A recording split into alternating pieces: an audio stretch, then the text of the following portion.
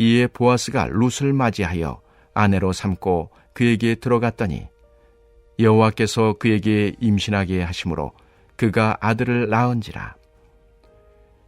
여인들이 나오미에게 이르되 찬송할지로다. 여호와께서 오늘 내게 기업 물을 자가 없게 하지 아니하셨도다. 이 아이의 이름이 이스라엘 중에 유명하게 되기를 원하노라.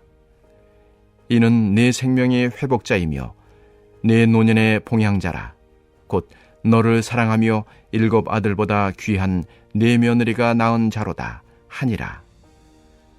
나오미가 아기를 받아 품에 품고 그의 양육자가 되니 그의 이웃 여인들이 그에게 이름을 지어주되 나오미에게 아들이 태어났다 하여 그의 이름을 오벳이라 하였는데 그는 다윗의 아버지인 이새의 아버지였더라. 베레스의 계보는 이러하니라. 베레스는 헤스론을 낳고 헤스론은 람을 낳았고 람은 암미나답을 낳았고 암미나답은 나손을 낳았고 나손은 살몬을 낳았고 살몬은 보아스를 낳았고 보아스는 오벳을 낳았고 오벳은 이새를 낳고 이새는 다윗을 낳았더라. 할렐루야. 오늘도 말씀으로 알려주시는 우리 성도님들의 삶의 은혜와 평강 그리고 주님을 향한 찬양만 가득하시기를 간절히 소망합니다. 오늘 본문 말씀은 룻기의 마지막 단락입니다. 보아스가 룻을 아내로 맞이하는 이야기, 그리고 하나님께서 룻을 임신하게 하셔서 마침내 아들을 낳게 된다는 이야기, 그리고 그 아이의 이름은 오벳이며 다윗의 조상이 된다라는 그런 너무나도 해피엔딩의 이야기가 쓰여져 있습니다. 그런데 오늘 본문을 자세히 들여다보면 조금 의아한 부분이 생길 수 있습니다. 정작 아이를 낳은 보아스와 룻 그리고 태어난 오벳이 이 마지막 장면의 주인공이 아닌 것 같다는 느낌이 든다는 것입니다. 성경의 시선은 놀랍게도 나오미를 주목하고 있습니다. 마을의 여인들은 아기를 품에 안은 그 나오미에게 다가와서 14절 15절에서 이렇게 말합니다. 찬송할지로다. 여호와께서 오늘 내게 기업 물을 자가 없게 하지 아니하셨도다. 이는 내 생명의 회복자이며 내 노년의 봉양자라. 그렇습니다. 이 룻기서의 마지막 부분의 결론은 단지 한 가정의 훈훈한 결혼 이야기에 지나지 않는 것이 아닙니다. 무너졌지만 하나님을 붙드는 한 여성, 그 여성을 통해 어떻게 새로운 구원 역사가 이어져 가고 있는지, 그 삶이 어떻게 반전되었는지를 보여주고 있는 것입니다.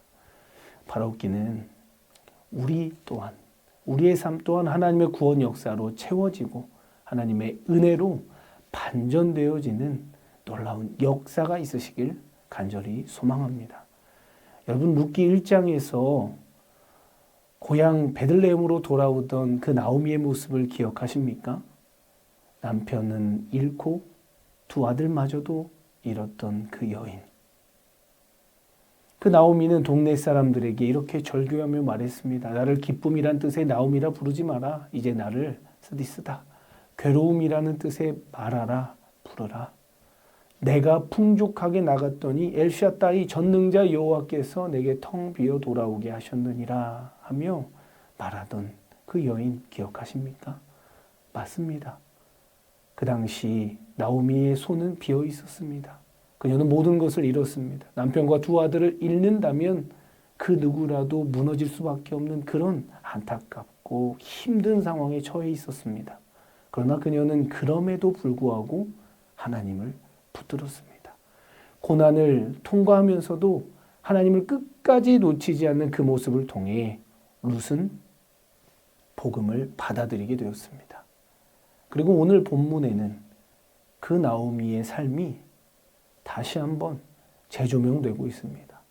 텅 비어 있었던 나오미의 그 품에 너무나도 반전되는 모습으로 이제는 새 생명이 안겨져 있습니다.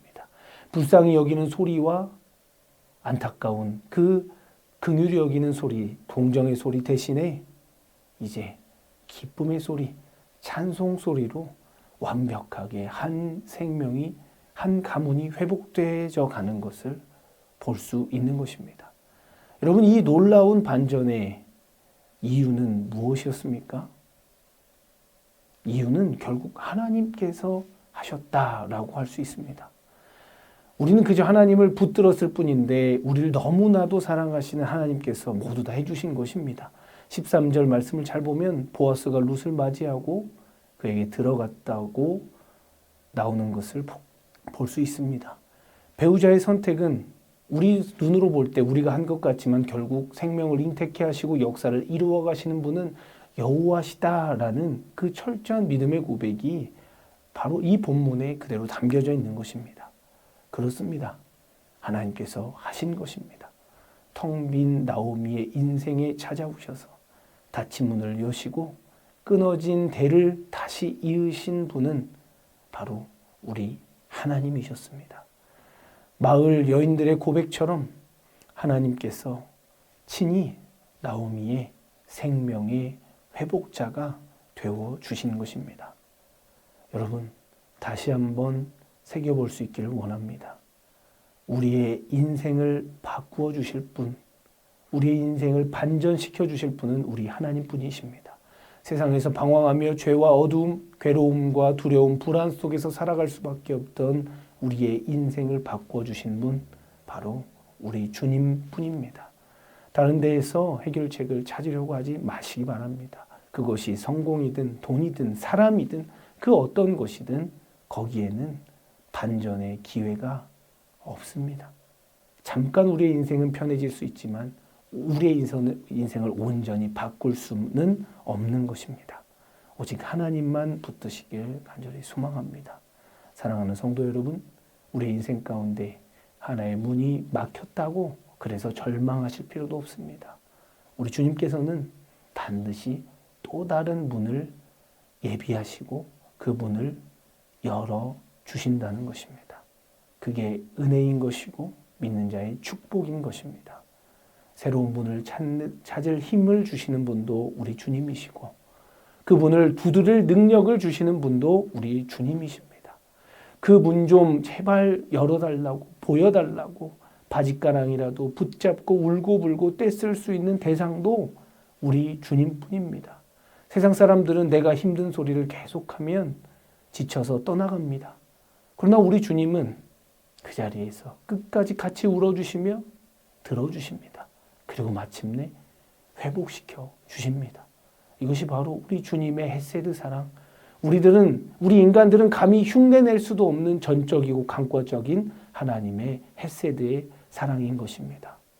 여러분, 혹시 우리의 삶이 지금 고난의 상황을 통과하는 상황이십니까? 우리의 상황이 너무 텅 빈 상황 같다고 결코 절망하지 마시길 바랍니다. 우리 주님께서는 그런 상황에서도 우리 주님을 붙드는 그 간절한 믿음과 그 눈물의 기도를 결코 외면하지 않으신다는 것을 믿으시길 바랍니다. 오히려 그 텅 빈 공간을 당신의 은혜와 생명으로 꽉 채워주시는 분이 우리 주님이시라는 사실을 믿으시길 바랍니다. 마지막으로 여러분, 오늘 본문에서 우리가 놓치지 말아야 할 내용이 더 있습니다. 17절 말씀을 보십시오. 이웃 여인들이 아이의 이름을 오벳이라 하면서 이렇게 말합니다. 나오미에게 아들이 태어났다. 무슨 소리입니까? 이상하지 않습니까? 이 아이는 생물학적으로 보아스와 룻의 아들입니다. 그런데 왜 성경은 룻이나 보아스에게 아들이 태어났다고 말하지 않고 나오미에게 아들이 태어났다라고 말하고 있는 것입니까? 여기에 바로 기가 막힌 하나님의 은혜가 숨어 있는 것입니다. 남편과 두 아들을 잃은 그 나오미의 가문은 완전히 대가 끊긴 죽은 고목나무와 같은 그런 상황이었습니다. 그런데 하나님께서는 그 죽은 나무에 나오미의 믿음을 통해서 새로운 생명을 접붙여 주셨다라는 것입니다. 7 아들보다 귀한 며느리라는 당시 시대사회적으로는 감히 상상할 수도 없는 그런 선언 가운데 하나님은 모압 여인인 룻을 통해 혈통의 한계를 뛰어넘으시고 오로지 하나님의 은혜로 말미암아 대가 끊겨버린 그 가문의 역사를 하나님의 역사로 이어주셨다라는 사실입니다. 여러분, 지금 본문에서는 이 나오미의 품 안에 안겨있는 이 아기를 바로 한 대를 잇는 아이, 구원의 역사를 이어갈 아이라고, 그래서 나오미의 아들이다라고 말하고 있는 것입니다. 여러분, 이 오벳에게 이어지는 다윗, 그리고 더 쭉 이어졌을 때 예수 그리스도로 이어지는 그 가문, 구원의 역사를 기억하십시다. 이것이 무슨 의미입니까? 나오미가 모든 것을 잃어버렸던 그 텅 빈 공간이 이제는 메시아가 오시는 길을 닦는 거룩한 여백이었다라는 사실입니다.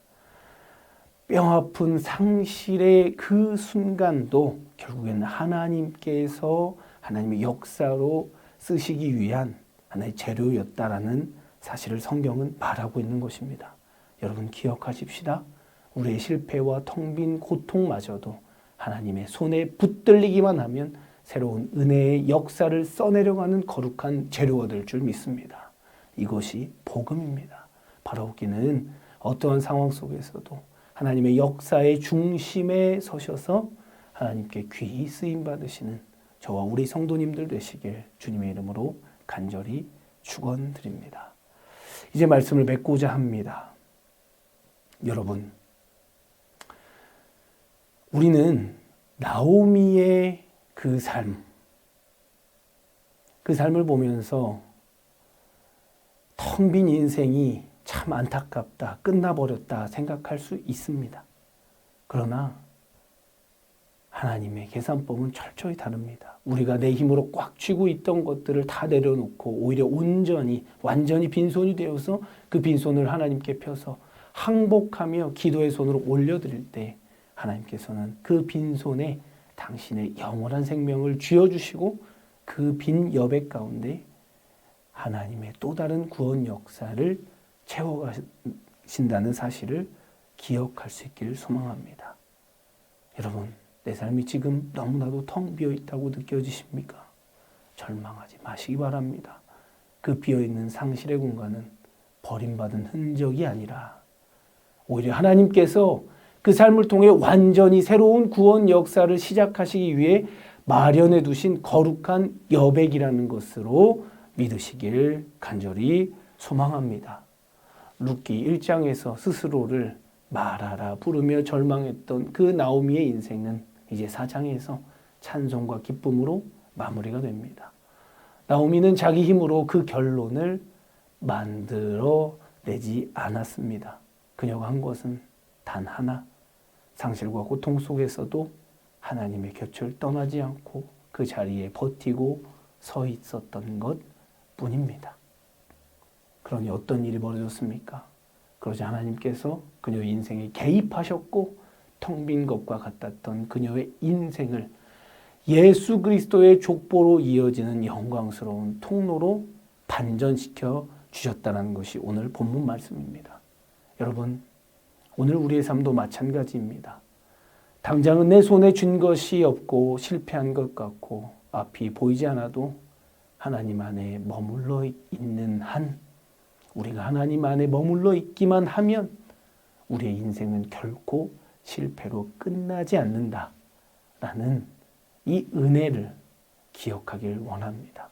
우리의 눈물과 탄식을 재료 삼아 지금도 하나님께서는 여러분을 향한 영광스러운 역사를 지필하고 계십니다. 바라옵기는 오늘 하루도 내 삶의 빈 공간을 하나님의 은혜로 채우시는 그 채우실 생명의 회복자이신 하나님을 굳게 신뢰하시길 바랍니다. 그래서 하나님의 구원 역사의 위대한 통로로 쓰임받으시는, 그래서 하나님을 찬양하며 나아가시는 복된 저와 여러분들이 되시기를 주님의 이름으로 간절히 축원합니다. 이 시간 말씀을 새기시면서 함께 기도하기를 원합니다.